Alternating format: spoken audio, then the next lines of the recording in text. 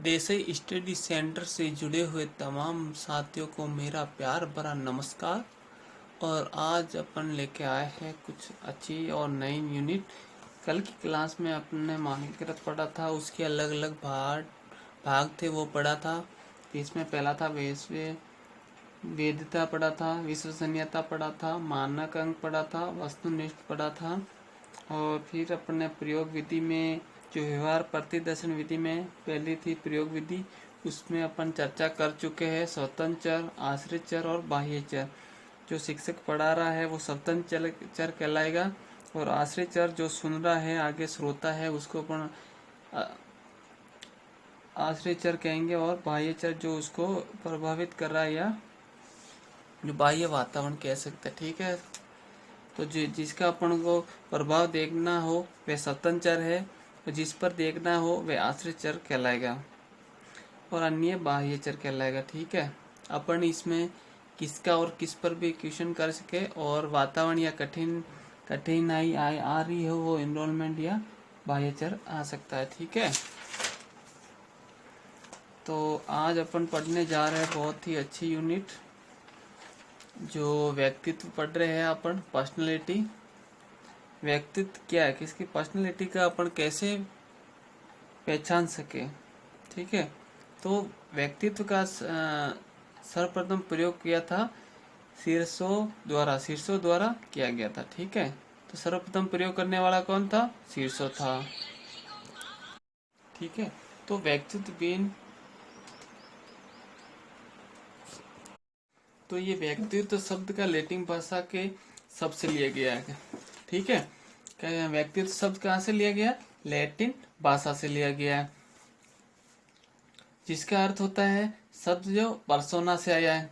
व्यक्तित्व शब्द लेकिन लैटिन भाषा से लिया गया है, और भाषा के शब्द पर्सोना से आया है, जिसका अर्थ है मुखट्टा कह सकते हैं अपन। एक मुखट्टा है, अर्थात व्यक्तित्व जैसा मुखट्टा लगाता है उसी प्रकार के व्यक्तित्व का प्रदर्शन करता है। पहले ये माना जाता था कि व्यक्तित्व शरीर की सुंदरता और पहनावे पर आधारित है। जैसा व्यक्ति सुनता है या अपन को दिखता है, उसकी सुंदरता या कपड़ा का पहनावा कैसा है, उसी प्रकार अपन अंदाजा लगाते थे कि पर्सनालिटी। जरूरी नहीं है कि हर कोट और सूट पहना हुआ व्यक्ति में ही सब गुण हो। ठीक है, तो लेकिन एक मनोवैज्ञानिक ने इसे स्वीकार नहीं किया और कहा कि यह व्यक्तित्व का सतही या बाहरी स्तर है। व्यक्तित्व को परिभाषित करना कठिन है, किसी को अपन परिभाषित कर नहीं सकते, कठिन है। एक विद्वान ने यहाँ तक कहा कि व्यक्तित्व बैंक के खाली चेक के समान है, और जिस पर अपन मानव व्यवहार का कुछ भी लिखा जा सकता है। तो लेकिन 1937 में आल्पोर्ट ने उस समय की सभी परिभाषाओं को एकत्रित किया और निचोड़ निकाला। निचोड़ के रूप में एक परिभाषित दी जो सबसे अधिक प्रसिद्ध हुई, वही सबने स्वीकार भी की है। और जैसे कि व्यक्तित्व जो भिन्नता का अर्थ मतलब ये नहीं है, इसमें अलग अलग भिन्नता देखने को मिलती है। पूरे संसार में, पूरी दुनिया में एक जैसे व्यक्तित्व कोई दो व्यक्ति ऐसे नहीं होंगे जिनमें 100% भिन्नता होगी। जैसे जुड़वा भाई बहन हो तो उनमें भी अपन को भिन्नता पाई जाती है। तो यही कारण है कि आधार कार्ड हो गया, आधार कार्ड में पहचान के लिए अंगुलियों के निशान, आंखों की पुतलियों का चिन्ह लिया जाता है। तो एक विलियम वुड की प्रयोगशाला में यह पाया गया कि एक प्रयोगशाला थी विलियम वुड की, जिसमें ये पाया गया, ये देखने को मिला कि एक प्रयोग की अलग अलग लोग करते हैं तब परिणाम में भी कुछ अंतर आया। तो वुडवर्थ ने इसे एक बुराई के रूप में कहा और यह समझाया कि इस पर ध्यान देने की आवश्यकता नहीं है। लेकिन उनके विद्यार्थी कौन था? विलियम वुड का विद्यार्थी कौन था? केटल था दोस्तों। तो केटल ने उनसे सहमत नहीं हुए। क्यों? क्योंकि उन्होंने कहा कि इनका अध्ययन होना चाहिए। इसीलिए भारी विरोध के बाद भी केटल ने अपने शोध का विषय प्रतिक्रिया काल में व्यक्तित्व भिन्नता को लिया, और इसीलिए मनोविज्ञानिक में केटल को व्यक्तित्व भिन्नता का जनक माना जाता है दोस्तों। तो अपन निम्न परिभाषा है व्यक्तित्व की, जो सबसे मानी हुई आलपोर्ट के अनुसार है। तो आलपोर्ट ने क्या कहा था कि व्यक्तित्व व्यक्ति के मनोदेही गुणों का वह गत्यात्मक संगठन है जो उसके वातावरण के साथ अपूर्ण समायोजन को निर्धारित करता है। ठीक है, क्या कह रहा है ये? व्यक्तित्व व्यक्ति के मनोदैहिक गुण, मनोदैहिक यानी मानसिक और शारीरिक गुणों का वह गत्यात्मक यानी लचीलापन होता है, उसका संगठन है। मतलब लचीलापन उसका संगठन, मानसिक शरीर का उसका लचीलापन या गत्यात्मक संगठन है एक, जो उनके वातावरण के साथ अपूर्ण समायोजन निर्धारित करता है। तो व्यक्ति जैसा वातावरण होता है वैसा समायोजन है। अपन समायोजन में ये सब पढ़ेंगे। तो समायोजन किस प्रकार का होता है, एडजस्टमेंट। तो हाँ, फिर आता है स्किनर ने क्या कहा? व्यक्तित्व भिन्नताओं में संपूर्ण व्यक्तित्व का कोई भी ऐसा पक्ष लिया जा सकता है जिसका मापन किया जा सकता है। व्यक्तित्व के हर गुण का अपन मनोविज्ञान में मापन कर सकते हैं दोस्तों। तो फिर रेबर ने क्या कहा? व्यक्तित्व भिन्नता एक ऐसी मनोवैज्ञानिक घटना के लिए नाम लिया जाता है जो उन विशेषताओं का शील गुणों पर बल देता है जिसके अनुसार व्यक्तित्व जीवन भिन्न भिन्न प्रतीक होते हैं। ठीक है, तो व्यक्तित्व भिन्नता अलग अलग होती है हर क्षेत्र में। जैसे कि शारीरिक विकास देखने में किसका छोटा होगा, कद किसका बड़ा होगा, वो शारीरिक विकास हो। फिर मानसिक भिन्नता, कोई नेगेटिव सोचता है, कोई पॉजिटिव सोचता है। सकारात्मक विचार वाला व्यक्ति जो उसकी जैसे सोच, मानसिकता कैसे सोचता है वो। फिर सवोग, हर एक आदमी इमोशनल यानी सवेग, कोई को जल्दी झगड़ा हो रहा है, कहीं तो जल्दी गुस्सा आ जाता है, कोई अपने गुस्से को कंट्रोल कर देता है। फिर सामाजिक, हर व्यक्तित्व का समाज में रहन सहन, पहनावा, उसका व्यवहार, उसका चाल चलन अलग अलग होता है, वो सामाजिक में कैसे समायोजन बैठा रहा है। फिर शैक्षणिक उपलब्धियों का अंतर, शिक्षा के क्षेत्र में कोई बच्चा क्लास में पढ़ने में ज्यादा इंटेलिजेंट है, कोई कम है, तो ये शिक्षा उपलब्धि का अंतर हो गया। फिर व्यक्तित्व में अंतर, व्यक्तित्व में कोई किसका अच्छा व्यवहार किसका बुरा है। ठीक है, फिर भाषाई विकास में अंतर, कोई अच्छी भाषा, उसकी वाणी में भी अलग अलग भाषा है अलग अलग क्षेत्र में, तो भाषाई विकास में भी अंतर होगा। फिर रुचियाँ, हर व्यक्ति की रुचि अलग अलग होती है, किसको पढ़ने में रुचि होती है, किसको पढ़ाने में होती है, किसी को खेलने में रुचि होती है, किसी को संगीत में रुचि होती है, किसी को डांस में रुचि होती है, तो रुचि भी अलग अलग होती है। ठीक है, ये रुचियों का भी एक बहुत बड़ा टॉपिक है। रुचि कैसे उत्पन्न होती है, किस प्रकार की रुचि किसे कहते हैं, ये भी अपन इस मनोविज्ञान में अपन बात करेंगे। ठीक है, तो अभिक्षमता, उसकी अभिक्षमता भी अलग अलग होती है। तो अपन जैसे कि पहले अपन ने व्यक्तित्व भिन्नता का अध्ययन अवलोकन किया ही था, व्यक्तित्व में अवलोकन विधि पढ़ी थी, फिर साक्षात्कार पढ़ा था, फिर प्रश्नावली विधि पढ़ी थी, निर्धारण मापनी, मनोवैज्ञानिक प्रश्नों और केस स्टडी आदि किए थे। और अभी हम इस पूरे व्यक्तित्व में ये बातें करेंगे, इसलिए मैंने पहले ही अवलोकन और साक्षात्कार विधि पढ़ाने का मेरा यही उद्देश्य था कि जैसे जैसे अपन उस पर पढ़े तो आपको पता चले कि व्यक्तिगत अपन किस प्रकार व्यक्ति का मापन कर सकते हैं, व्यक्तित्व का मापन कर सकते हैं। तो उसमें विधि मैंने पढ़ाई थी, अवलोकन करके पढ़ा सकते हैं या साक्षात्कार विधि, प्रश्नावली, ये सब हमने चर्चा की थी। तो अभी अपन पढ़ते हैं बहुत ही सिगमंड फ्राइड का बहुत ही अच्छा मनोविश्लेषणवाद जो साइकोलॉजी में है, मनोविश्लेषणवाद।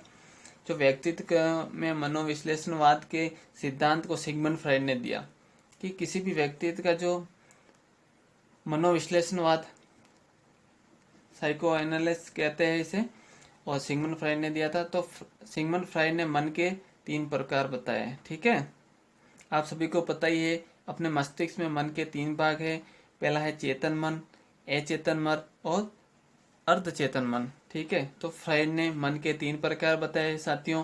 पहला चेतन मन, दूसरा अचेतन मन, फिर अर्धचेतन मन, कॉन्शियस, अनकॉन्शियस और सबकॉन्शियस माइंड। ठीक है, तो चेतन मन जीवन का वह भाग है जिसमें व्यक्ति अपने जीवन की सुख अनुभवों, अच्छी आदतों या यादों को सजो कर रखता है दोस्तों, या अपने शरीर को बेडरूम कह सकते हैं, इसे चेतन मन को बेडरूम कह सकते हैं, जिसको अच्छे से सजो के रखा है और इसमें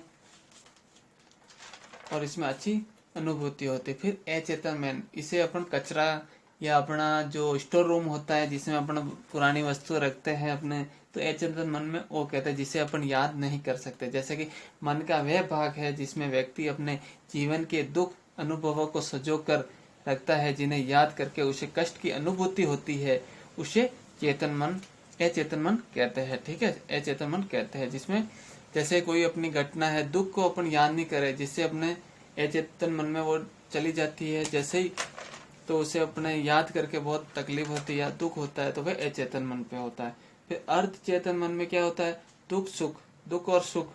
इसमें अचेतन मन को कुछ पता नहीं होता है कौन सा सुख है कौन सा दुख है। ठीक है, तो यह मन का वह भाग होता है जिसमें ना सुख ना दुख अनुभव रहते हैं। थोड़ा प्रयास करने पर वह चेतन मन में आ जाता है, वही अर्ध चेतन मन है। जैसे कि कोई अपना फ्रेंड है, कई कई सालों बाद मिल रहा है, 5-10 साल बाद, जो अपनी क्लास फ्रेंड रहा हो, और अगर अचानक वो अपने सामने आ रहा है, जैसे अपन सोचेंगे यार इन इनसे तो मैं पहले मिला हुआ हूँ, ऐसे अपनी थिंकिंग आती है। जैसे अपन थोड़ा सोचते हैं वही चेतन मन में जाता है और अपन को याद आ जाता है कि ये व्यक्ति वहां था। ठीक है,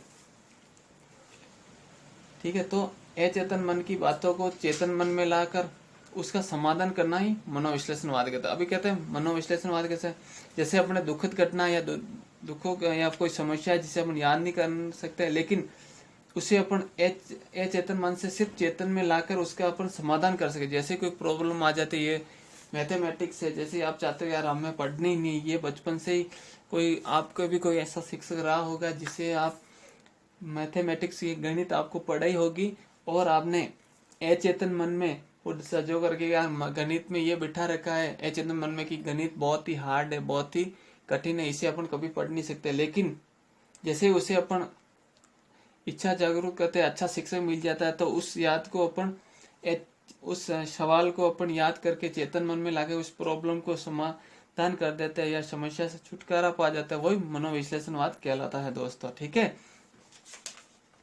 तो अभी फ्राइड ने व्यक्तित्व के 3 भाग बताए। वो तो अपन ने क्या पढ़े थे कि फ्राइड ने मन के 3 प्रकार बताए, चेतन मन, अचेतन, अर्धचेतन मन। वो चेतन मन क्या, अभी अपन आमने सामने हमेशा चेतन मन में रहते हैं, फिर और चेतन मन में रहते हैं, अपने सामने मैं बात कर रहा हूँ आप सुन रहे हो, अपना अधिकतम क्रिया अपन चेतन मन में ही करते हैं। ठीक है, और जो अपन पढ़ते हैं लॉन्ग टाइम, ये मतलब ये उभरा कह सकता है, एक मटका होता है कुएं में, जैसे कि अपन जो पहले चीज पढ़ेंगे ना, जैसे कि पहले याद किया वो पहले याद, और पढ़ते पढ़ते जा रहे, जैसे पीछे जो पढ़ रहे वो भूलते जा रहे हैं, मतलब वो अचेतन मन में जा रहा है, अर्ध चेतन मन में जा रहा है। जैसे ही अपन बार प्रयास करेंगे तो वह चेतन मन में आ जाएगा। ठीक है, तो अभी अपन पढ़ रहे हैं फ्राइड के व्यक्तित्व के 3 भाग बताए, जिसमें ईड, ईगो और सुपर ईगो, ईदम, अहम और परम अहम। ये क्या होता है दोस्तों, ईद ईद जो ये होता है जो व्यक्तित्व का वह भाग है जिसमें उठने वाली इच्छा गलत और सही की पहचान नहीं कर सकती। ईद क्या है, जिससे सही और गलत का पहचान नहीं की जा सकती वह है। जैसे अपनी इच्छा पूर्ति में व्यक्ति की पसंदता की अनुभूति होती है, इसीलिए वह करता है। उसको पसंद होती है या कोई चीज पसंद लगती है, इसलिए वो कर लेता है, उसका अच्छा बुरा नहीं सोचता है। इसलिए कहा गया है कि ईड सुख के सिद्धांत पर काम करता है। जो भी अपनी जरूरत है अपन उसे पाना चाहेंगे, लेकिन जैसे कि अपन रास्ते में जा रहे हैं, ईड, ईगो और सुपर वो कैसे काम करता है सत्य मैं बताता हूँ। जैसे कि अपन रास्ते पे गए और मैंने 100 रुपये देखे या किसी का मोबाइल देखा और मुझे पता वो उसका है, लेकिन जैसे मैं मेरे में आया यार मैं उठा दूं, मैं 100 रुपये के बिस्किट खाऊंगा, ये किसने कहा, ईड ने कहा। लेकिन ईगो ने क्या कहा, ईगो ने कहा अगर यार मैंने पैसे लिए और किसी ने देख लिया तो पकड़ा गया, तो उसने वास्तविकता दिखा दी कि मैं 100 रुपये में इनके ले रहा हूँ या फोन ले रहा हूँ, तो वास्तविकता किसने दिखाई, ईगो ने, अहम ने दिखाई। ईदम ने तो कहा 100 रुपये उठा दे, लेकिन अहम ने क्या कहा, मुझे ये नहीं उठाना चाहिए, गलत है। फिर अभी सुपर ईगो कैसे काम किया, नैतिकता का, वो नैतिकता की और सामाजिक भावना, जो कहते हैं सामाजिक भावना आ जाती है कि मेरा क्या रहेगा, किसी के सामने बेइज्जती हो जाए, कोई मेरे को गलत ना कह दे, वो किसने अपन को ये दिखाया, वास्तविकता की तो किसने दिखाई थी, ईगो ने, एम ने। लेकिन सुपर ईगो ने क्या, नैतिकता दिखाई अपन में। ठीक है, तो अपन वो 100 रुपये नैतिकता दिखे तो वो 100 रुपये जिसके थे उसको दे देते हैं।